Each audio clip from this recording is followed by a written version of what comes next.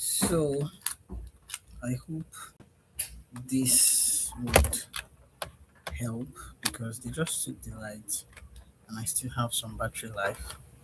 And I was told to come back to complete what I was trying to say. So thank you, Infinite Intelligence, for making this possible. Thank you, All Existence, for making this possible. Thank you for everything possible that made this happen. Okay, it's just body light. So,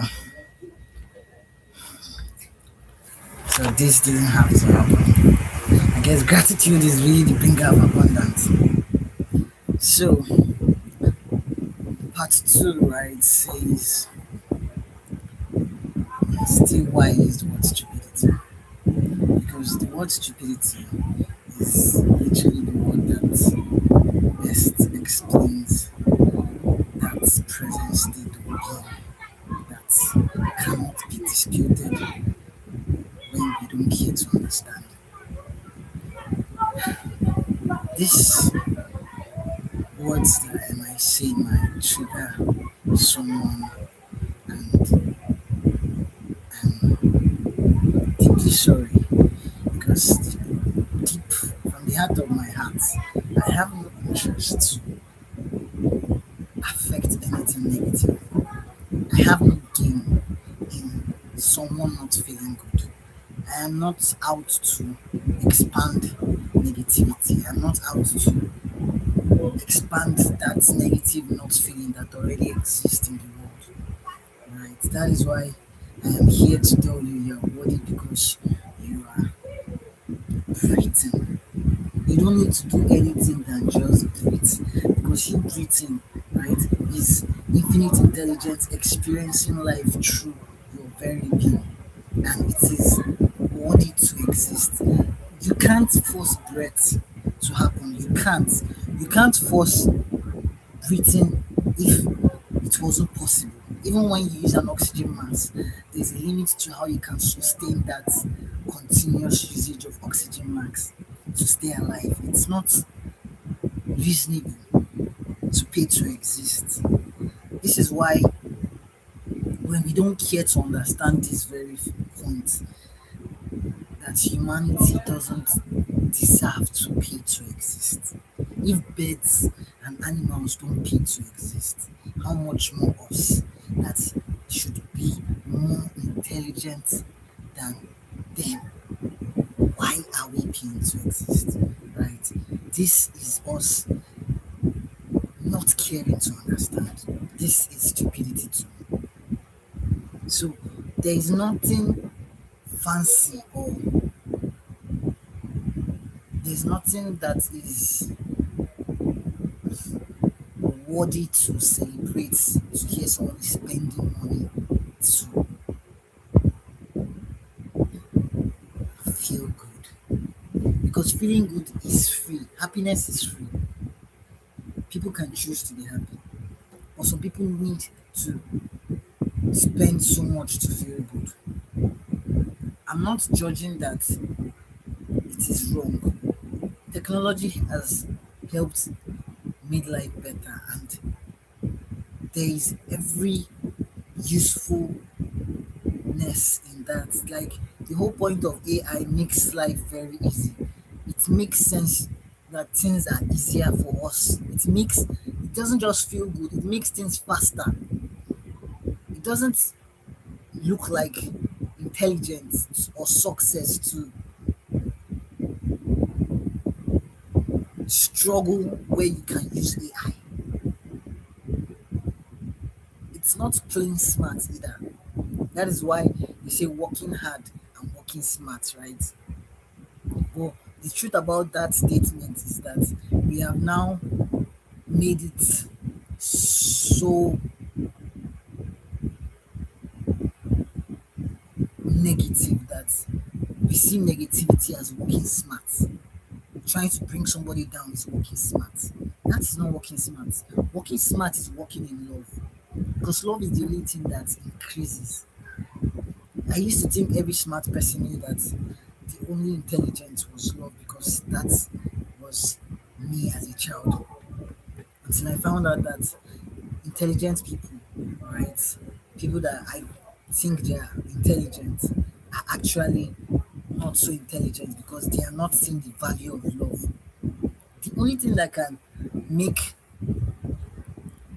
have value is love. There is nothing that can be more higher than love. There is no intelligence on earth that can exist that is higher than love that we exist within. That is why it's just a pile of shit when it has no love that we call vanity. Vanity is vanity. Because anything that doesn't feel good doesn't make sense to keep around you. And now, more people are seeing themselves rip apart anything that doesn't feel good, consciously or unconsciously, right? The soul is trying to just go for what feels good. This is why we have a lot of people that are now not caring you know, who they have around them. As long as they don't feel good, if you're not positive energy, if you're not positive vibe, they don't want to see you. And it is not wrong because the soul yearns your yawns, right? But feeling good. And it is just the natural nature of love to feel good. Most times I try to calculate my thoughts as they're coming to me and I'm getting better at it. I started by having my mistakes. Right now, my streaming is more better than when I first started and I was feeling all over the place in the sense that I was concentrating on people that would I'll be talking to. But now it doesn't even make sense to think about that because it is not the aim of coming online. I'm just here to pass the message that I'm sent to, and the rest is God's tool because we are all tools of God. We are either a positive tool or a negative tool. That's how I see it. And so once upon a time, I didn't care to understand that I didn't create myself. I wrestled with wanting to be a particular way so that I can fit in, so I can have friends. But it stopped being me. Not that I was forced to it. It's something that now I am someone that now loves to be by myself. But before now, if someone told me being by myself, it would look like it's a punishment, right? But now it's an excitement. It's something that makes me peaceful. I love being in the house and empty because the whole energy in the whole environment is positive. There's nobody's energy that I'm trying to make positive with my energy. I just have to be. It's peaceful, right? And love is everything good because even peace, if it is not feeling good, is chaotic. And so this very understanding brings me to why this video even had to go in part two. Because when you are increasing the consciousness of self, right, there's this awareness that comes with seeing the divine union. If you probably if you have one, once you grow in consciousness of self, you are aware of that union. It is a level of consciousness that brings about that awareness of the union and how the union is originated, why it exists. That was what happened to me. That I understand I have a divine union that I would not place anything above. And it doesn't mean that because it is a divine union, I am someone that has not made mistakes. The only thing I know I have not big mistake is intimacy. I've never been intimate with anybody that is not my divine union, right? And so I'm happy that that is the truth of my spirit. That I have never been intimate with anyone that isn't my divine union. Because there's nothing more important than that to me. It doesn't make sense. If probably if I ever was, I would just carry something and just kill myself at this point because I so value my constructive interference.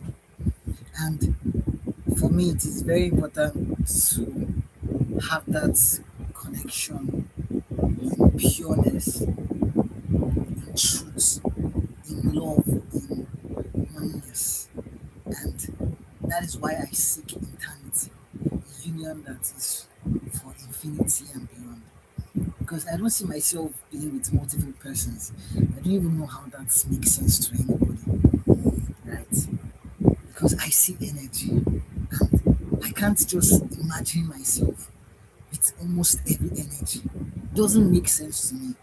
But someone that doesn't see energy, that just see the physical form, when they see something that appears to be looking fine on the outside, the energy does not make sense how it is to them. They just see the physical and they want to hop on everything. But no matter how fine it looks on the outside, it is not the energy I would want to spend the rest of my life with. So I am happy that I have never been intimate with anyone but my divine union. And it is my joy to keep my constructive interference. There's no one that is more precious to me. I've done most times long distance relationship. I'm not saying that I haven't done long distance relationship that we finally met, but when we finally met, something always spoiled it that made intimacy impossible because it takes time for me to physically get comfortable, right? And nobody is patient to wait for me to physically get comfortable. So they're like, they don't care. They can't do this. And I'm like, I respect that because I would rather like what you prefer. I won't want to force you to be someone that read book when I'm someone that read book or that writes book. I wouldn't want anything that is not naturally who you are. And so I'm still not going to divert from it because the truth is I want to literally express it genuinely. My divine union meets at unconditional love. In the sense that it is unconditional love that unites both energies, or both consciousness of one energy, whatever it might appear as, because it is one energy that split into two consciousness, right? So it's just two consciousness coming back together.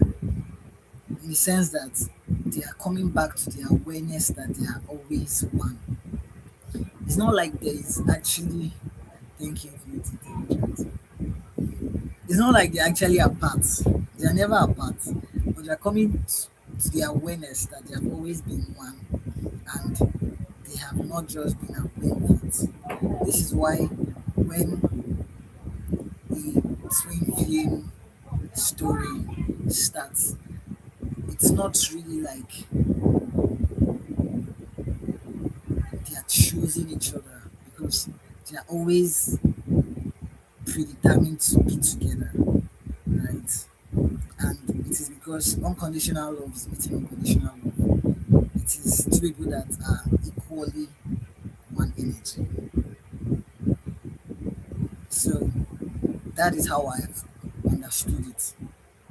So for my twin flame, it's my divine union, right? I am deeply and utmost sorry for being the most stupid person I've ever been, right? Because I am also guilty of being stupid because it's actually in this divine union that I have learned to be that very strong but gentle, and understanding why gentleness is actually more important than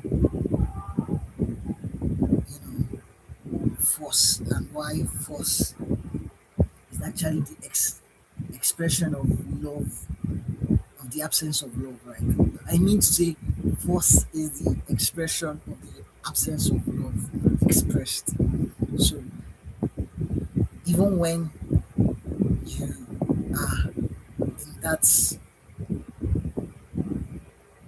lock that you feel both of you agree to be in, as long as the feeling good of both of you is not equal at any point, it doesn't matter how interlocked you are in so whatever connection it is, as long as one person's feeling good is shaking, it is not a connection that is strong anymore. It is a shaking connection. And this is why her feeling good has to be always confirmed, always met, always prioritized, because it is always going to affect the masculine's feeling good. So if she's not feeling good, you can't be claiming to be feeling good. You're just lying to yourself. And this is why it is important to understand the sensitivity of it. And so for me personally, before any physical touch, I would want to confirm telepathic communication, intuitive connection is sound. It's something that comes natural, not something that is a struggle to attain, something that flows. It is not forced, something that free will, that is desired with both, between both, before physical touch, because it is that connection that makes the physical touch have any ounce of meaning. Without that connection, the physical touch is empty. And this is why I would rather be single in all lifetimes than want something that will just be physical, empty, something that can just be one night. It doesn't make sense. It doesn't make sense to be with somebody for one night. I'd rather not be with you at all than to have half of the cake or quarter. If it's not everything, if it's not fully interested in my feeling good, then it doesn't need to exist. Because my feeling good is always there, and there's no boring moment with myself. Like, I have no boring moment with myself. I don't know how to explain it. Like, it doesn't need to make sense to you. I'm not trying to seek your validation if I have a boring moment to myself or not. Like, I'm not trying to. I don't have any boring moments to myself, right? And so this understanding is something that is very important to me. And because I understand that fear, right, is just me saying that there's something worthy to make me not feel good. Does it make sense? That is what we do when we fear. When we're not feeling good, we say there's something worthy to make us not feel good.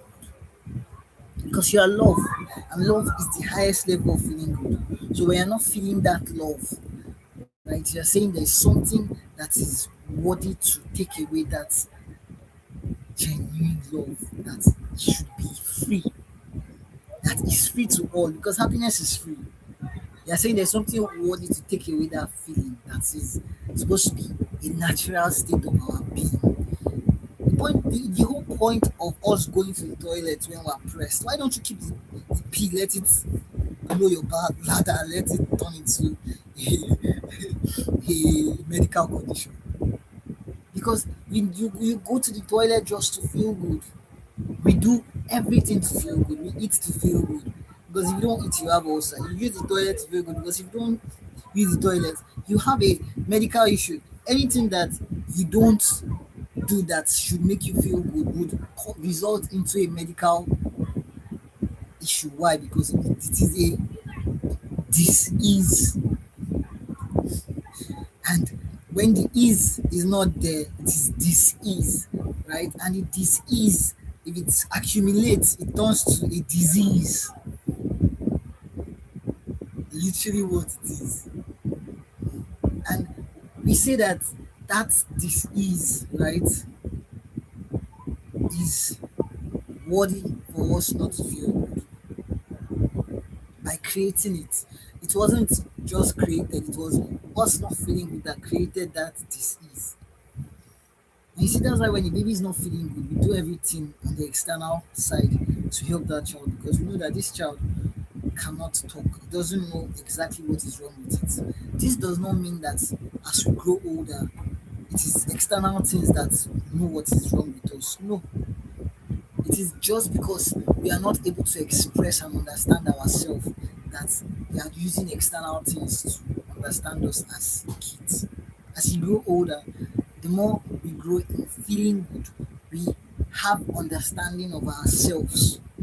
And it's until you understand yourself to the depth of your soul that can you grow in awareness of your divine union. This does not mean that when you grow in depth of your divine union, you have understood yourself. Because I will tell you, it's not true. I grow to understand myself every day because I increase every day, and myself every day is a browning person. So I can tell you that today is my history because I don't have gym access and yet I work out every day. I keep pushing whether I eat or I don't eat.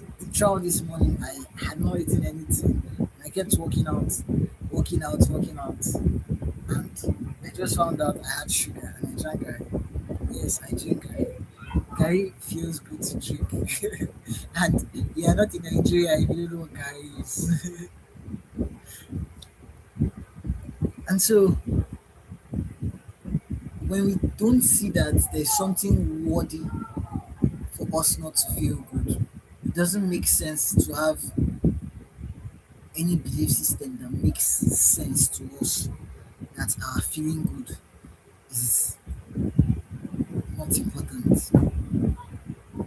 And that's why I can be positive permanently despite what I face every day. Because it is not about what I face every day to me. It is about the fact that I can't stop, sorry, it is about the fact that I can't stop myself from understanding that love is itself to bet all that can exist. And because love is itself to bet all that can exist, I know I am love. And the nature of love is to feel good. That is why I'm even going to the toilet. So the fact that I will go to the toilet when I need to pee is the same reason why I am feeling good. It is just as simple common sense as that. The fact that I would use the toilet when I'm pressed, or I would try to release any pee or whatever it is just to feel good. It's the same reason I prefer to feel good. If you would prefer to use the toilet than not use the toilet at all in your life, right? Why won't you prefer to feel good? Because the fact that you go to the toilet says you prefer to feel good. So why don't you just feel good? But we create conditions that should be met before we genuinely feel good. And this is not me. I don't even know how anyone can think like that. And for the longest time, I was someone that thought people think like me, right? Or someone that wanted everyone to think like me, or someone that just wanted to think like everyone else. Because I've had different phases of that. I started with wanting to like everyone else, then seeing that it's not possible. Because the more I I can identify that I don't think like everyone else when I perceive people. So I had a lot of time where I was just staying by myself and observing everybody around me and seeing how they are thinking. And that was like my primary school. I'll just be sitting there and be watching everybody. I'm not interested in interacting because I'm more interested in the thrill of watching them, how they perceive the world. Those people that will feel important because it brought them something new in class or because they are carrying a dollar note to school. And I'll just be like, okay. And at that age, I was like, so baby that can drink milk and baby that can drink ice cream, are they not still babies? Don't they need to feel good equally to exist equally? Because it's the same feeling good that they are feeling good. It's just one is one's feeling good is defined differently. And this is why you can always define what feels good to you. You literally don't need to go with the flow. And just because you're feeling good is not materialized does not mean that you don't need the natural tools of materials are tools. We call tools materials. They are made with materials. They are made with physical materials. So materials are tools. Chemical components are still tools that create things that we use to transform into our desired state. So we can always define what feels good to us. And so I hope I was able to cover this last part deeply in the way I didn't touch in the last video. Because I spent most of my video talking about the first video, talking about, you know, how Africans started, you know, racism, right? Why it all started from us carrying slavery as something that makes sense. We killing each other before we brought the energy of outsiders to us. It was just within us, right? We conquered villages and all that. So I don't want this to be longer than 30 minutes because I don't know what is more important than you're feeling good, right? Like everything I'm saying is just to aid you to feel good, to help you to see why you should feel good. Because once you feel good, that God within you that I want to express itself would naturally be something that would happen because you feel good. That is why I'm out here because I'm in love with what gives all life. I'm in love with love, not love in a character or love that has a name, a physical name. I'm in love with that energy that gives all life that we exist within.